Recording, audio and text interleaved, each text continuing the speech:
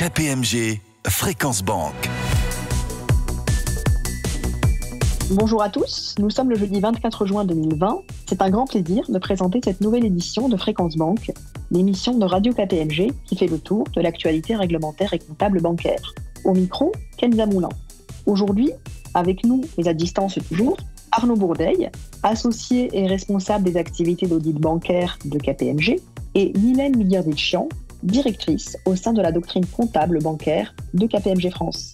Bonjour à tous les deux. Bonjour Kenza, bonjour à tous. Bonjour Kenza, bonjour à tous. Au programme de cette édition, tout d'abord de l'actualité réglementaire bancaire, avec le projet de norme qui prévoit de reclasser les entreprises d'investissement en établissements de crédit, le rapport de l'EBA sur le coût de la conformité liée aux exigences de déclaration prudentielle, et enfin, les mesures visant à faire face aux risques macroprudentiels.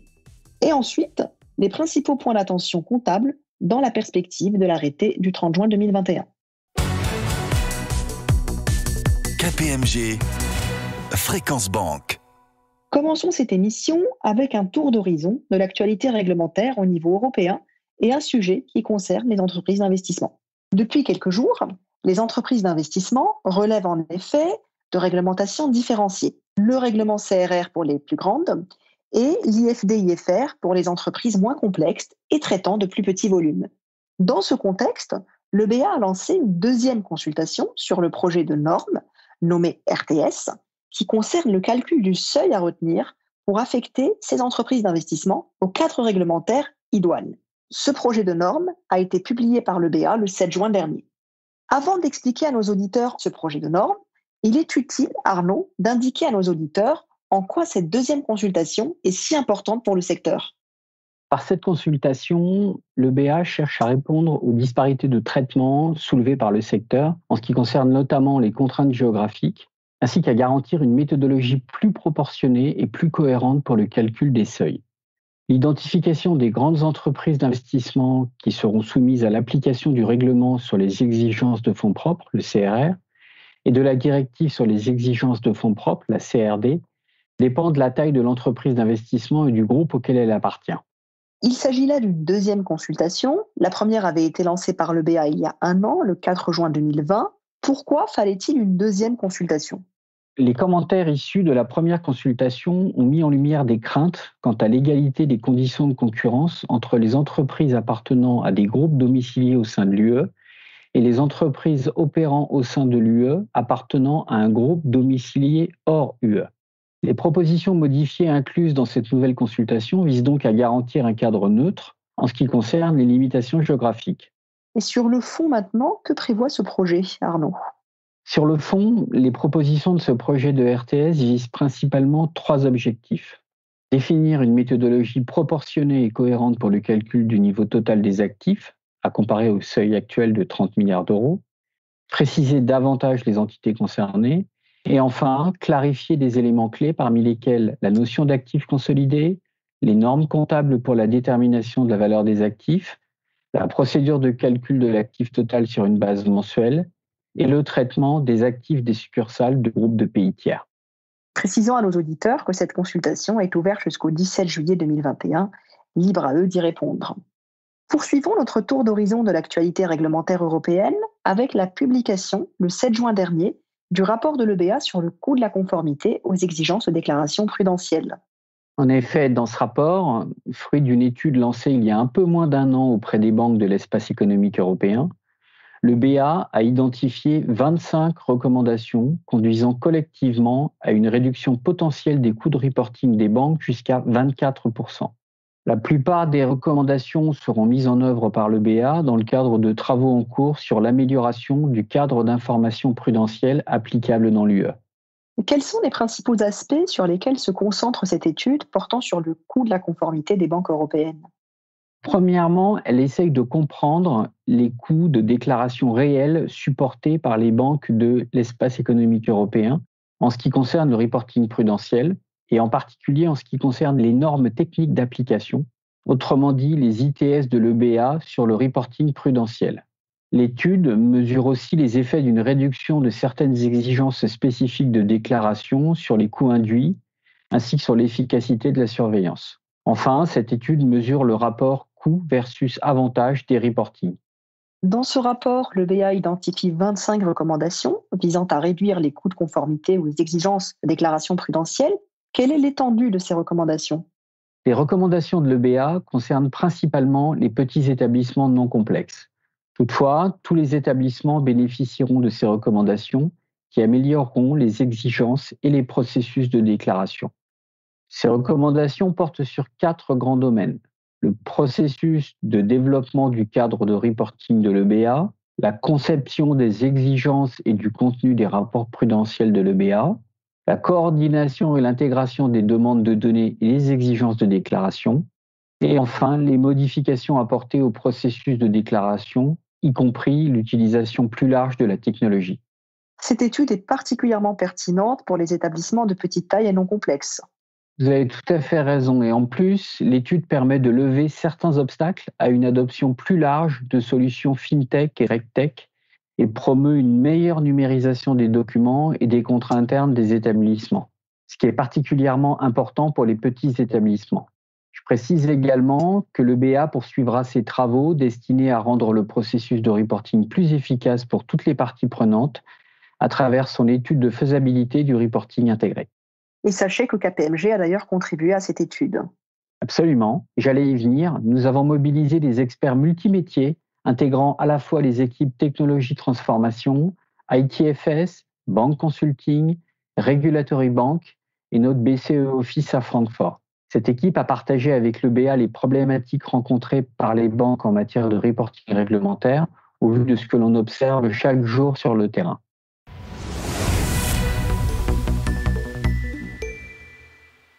Restons dans l'actualité réglementaire européenne. L'EBA vient de donner un avis sur les mesures à prendre face aux risques macroprudentiels, et ce en réponse à la notification du Haut Conseil de stabilité financière en France. Effectivement, le 3 juin dernier, l'EBA a publié un avis sur l'intention du Haut Conseil de stabilité financière français de prolonger pour la seconde fois une mesure destinée à préserver la résilience des établissements systémiques face à une prise de risque excessive, avec pour objectif de prévenir de futures vulnérabilités. Plus précisément, Arnaud, en quoi consiste cette mesure? Cette mesure vise à durcir, pour les établissements français d'importance systémique, les limites de grand risque applicables aux sociétés non financières fortement endettées. La mesure macroprudentielle décidée par le Haut Comité de stabilité financière consiste à limiter à un niveau maximum de 5% de leurs fonds propres éligibles les expositions individuelles des banques systémiques françaises sur les grandes entreprises résidant en France les plus endettées. Et quel est l'objectif principal de cette mesure? L'objectif de cette mesure vise à contenir la montée de l'endettement des acteurs privés en France et limiter ainsi l'effet du défaut de ces entreprises sur le système bancaire. En effet, dans le cadre de sa mission visant à préserver la stabilité du secteur financier et sa capacité à financer l'économie sur une base soutenable, le Haut Comité a décidé de limiter l'exposition des 6 principales banques françaises aux grandes entreprises les plus endettées. Et attention, cette mesure ne vise que les grandes entreprises résidentes en France et ne s'applique qu'aux expositions de plus de 300 millions d'euros. Et que pense l'autorité bancaire européenne de cette mesure? Le BA ne s'oppose pas à la prolongation de la mesure proposée qui sera appliquée pendant 2 ans, du 1er juillet 2021 au 30 juin 2023. En effet, dans son avis adressé au Conseil, à la Commission européenne et aux autorités françaises, le BA reconnaît que la mesure contribue à promouvoir la stabilité financière et à prévenir de futurs chocs systémiques pour les économies françaises et européennes, en protégeant les banques contre les défaillances idiosyncratiques des entreprises. Et on imagine que la crise actuelle a poussé le BA à encourager cette mesure. Effectivement, compte tenu de l'augmentation de l'endettement des entreprises à la suite de la pandémie du Covid-19, le BA encourage les autorités françaises à suivre de près l'évolution de la situation pendant la période d'application de la mesure et à rester vigilantes quant aux éventuelles conséquences involontaires sur l'offre de crédit. Avant de terminer ce tour d'horizon de l'actualité réglementaire, disons quelques mots, Arnaud, sur le prochain exercice de transparence de l'EBA, dont le programme a été publié le 18 mai dernier. Le BA a effectivement publié le 18 mai 2021 son programme pour le nouvel exercice de transparence à l'échelle de l'UE qui commencera à l'automne 2021. Les informations sur les expositions des banques et la qualité des actifs pendant la crise sanitaire seront communiquées aux acteurs du marché. L'exercice 2021 portera sur les chiffres du second semestre 2020 ainsi que du premier semestre 2021. Le lancement de l'exercice est prévu en septembre prochain et les résultats devraient être publiés début décembre, en même temps que le rapport d'évaluation des risques de l'EBA. Nous ne manquerons pas de vous en communiquer les résultats lorsqu'ils seront publiés. Ce tour d'horizon de l'actualité réglementaire est maintenant terminé. Je vous retrouve dans un instant avec Mylène Migarditchian qui nous donnera une vue d'ensemble des principaux sujets comptables bancaires pour l'arrêté du 30 juin 2021.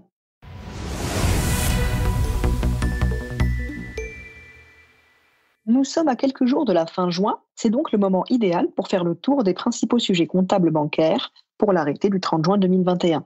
Il est difficile de parler d'arrêté comptable sans parler de référentiel. Rien de nouveau sous le soleil des IFRS, Mylène ?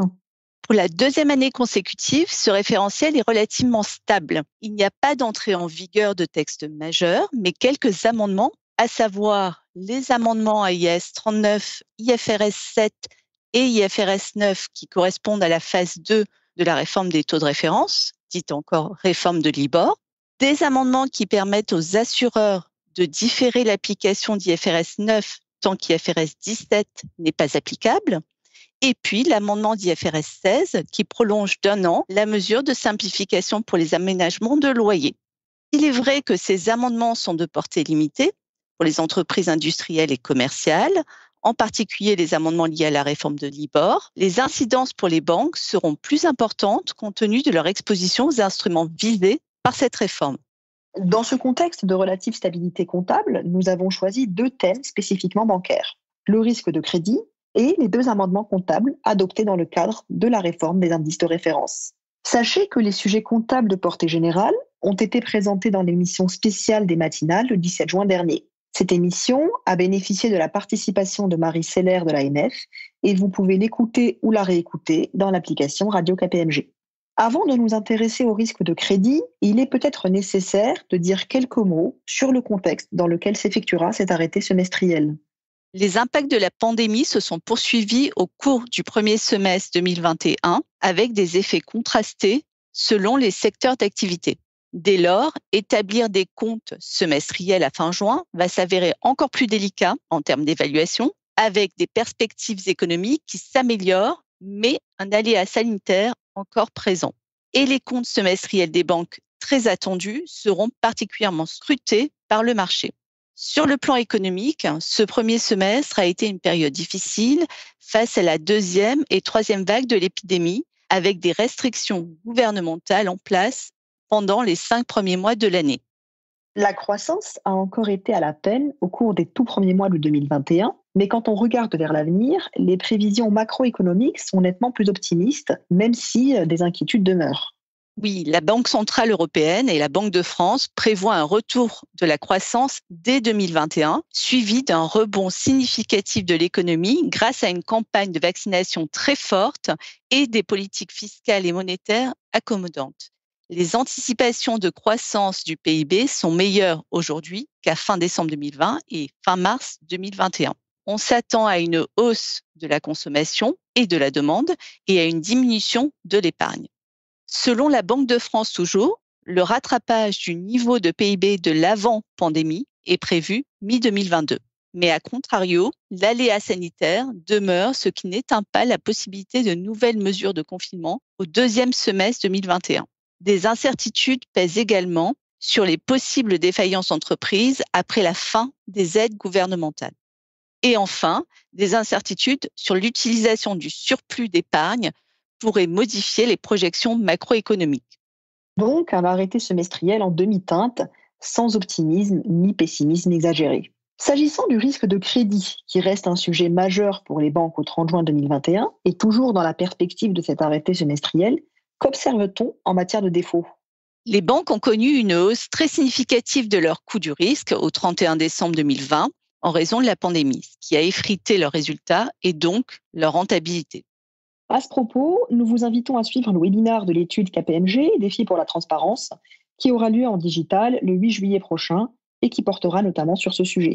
Si on en revient à la hausse du coût du risque, Mylène ? Oui, cette hausse est liée au coût du risque attendu. Le niveau des défauts constatés est resté stable comparé à la situation d'avant-crise. Certaines banques enregistrent même une baisse de leurs encours douteux, comme le Crédit Mutuel ou Santander. Cela s'explique principalement par l'effet des mesures de soutien très importantes. Je pense par exemple au moratoire sur les remboursements de crédit, mais aussi aux prêts garantis par l'État.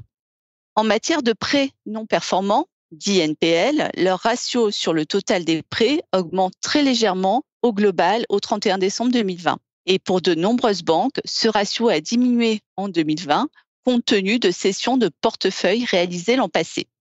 Mylène, dans ce contexte contrasté, quelles préconisations pouvez-vous faire aux établissements pour les aider à estimer le risque de crédit au 30 juin 2021 ? Il est souhaitable de rester prudent car des craintes subsistent sur la capacité des créanciers à rembourser leurs dettes une fois que les mesures de soutien s'assoupliront. Dans sa Dear CEO Letter de décembre 2020, la BCE a appelé les institutions financières de la zone euro à la plus grande vigilance en matière d'identification et de détermination du risque de crédit dans un contexte de pandémie. Cet appel à la prudence est toujours d'actualité. À cet égard, je souhaiterais préconiser 3 choses. Ma première préconisation porte sur la qualité du suivi du risque de crédit. Il s'agit pour les établissements d'apprécier la capacité des débiteurs à honorer leurs échéances une fois que les mesures de soutien seront terminées et d'identifier les sociétés qui seront durablement touchées par cette crise. Ma deuxième préconisation porte sur les exercices de backtesting des modèles de dépréciation, en particulier ceux relatifs au staging. En effet, les banques doivent tirer les enseignements des derniers exercices réalisés à l'aune de la pandémie, sachant que dès le deuxième semestre 2021, on peut s'attendre à l'apparition de premiers impayés. Et votre troisième préconisation, Mylène ? Ma troisième préconisation est en ligne avec IFRS 9 qui requiert d'intégrer les hypothèses macroéconomiques actualisées au plus près de la date d'arrêté semestriel et de les prendre en compte dans les modèles de calcul de CL. Un des principaux enjeux pour les établissements est donc de mesurer le risque de crédit qui est temporairement diminué par les afflux de liquidités et de trouver la bonne corrélation entre les indicateurs macroéconomiques et les taux de défaut. Et c'est toujours la question du juste équilibre entre optimisme et prudence. Terminons avec l'information financière sur le risque de crédit. Quelles sont les attentes en termes d'informations annexes au compte du 30 juin 2021 ? En application d'IAS 34, le rapport financier semestriel, comme vous le savez, consiste à mettre à jour l'information publiée lors de la dernière clôture annuelle.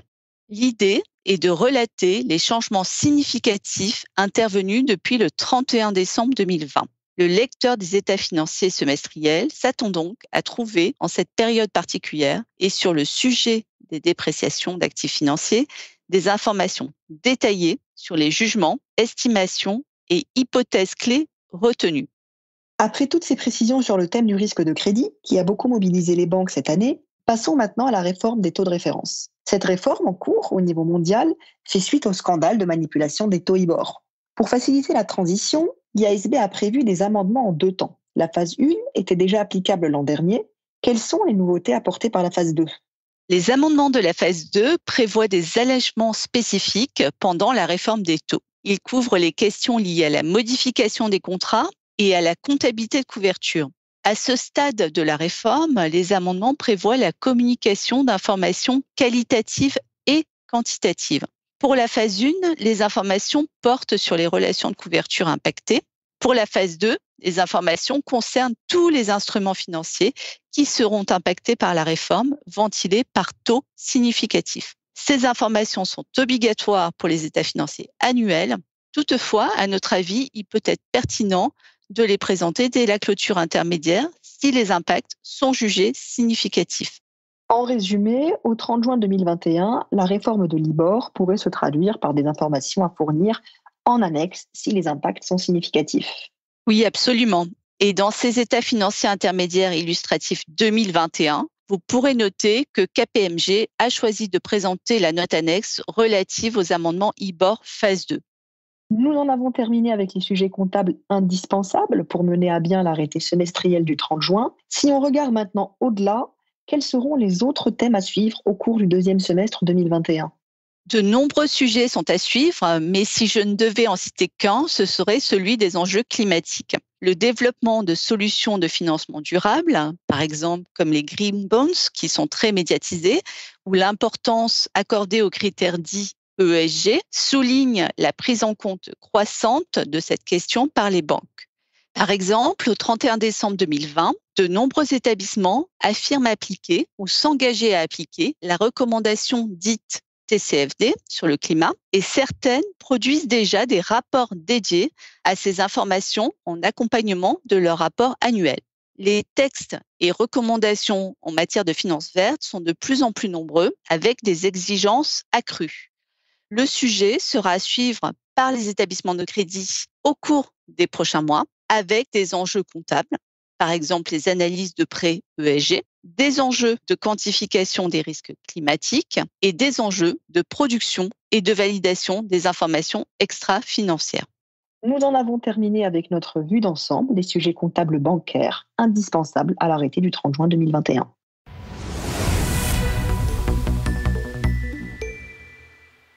Avant de clôturer cette émission, je souhaitais vous présenter les principales publications bancaires parues ou à paraître. Vous pouvez les retrouver également sur le site kpmg.fr. Nous avons le traditionnel ActuBank du mois de mai et l'analyse de la performance des banques françaises au 30 juin qui sera publiée début août. J'en ai parlé au cours de l'interview avec Mylène Migliardiccian. KPMG organise comme chaque année l'événement Défi pour la transparence. Il prendra la forme cette année d'un webinar qui sera diffusé le 8 juillet. Dans ce webinar seront présentés les résultats de notre étude annuelle sur la communication financière des banques en présence de l'EBA et du CIC. Inscrivez-vous rapidement sur notre site kpmg.fr. Cette édition de Fréquence Banque est maintenant terminée. Un grand merci à tous pour votre attention et à très bientôt sur les ondes de Radio KPMG. Excellente journée. KPMG, Fréquence Banque.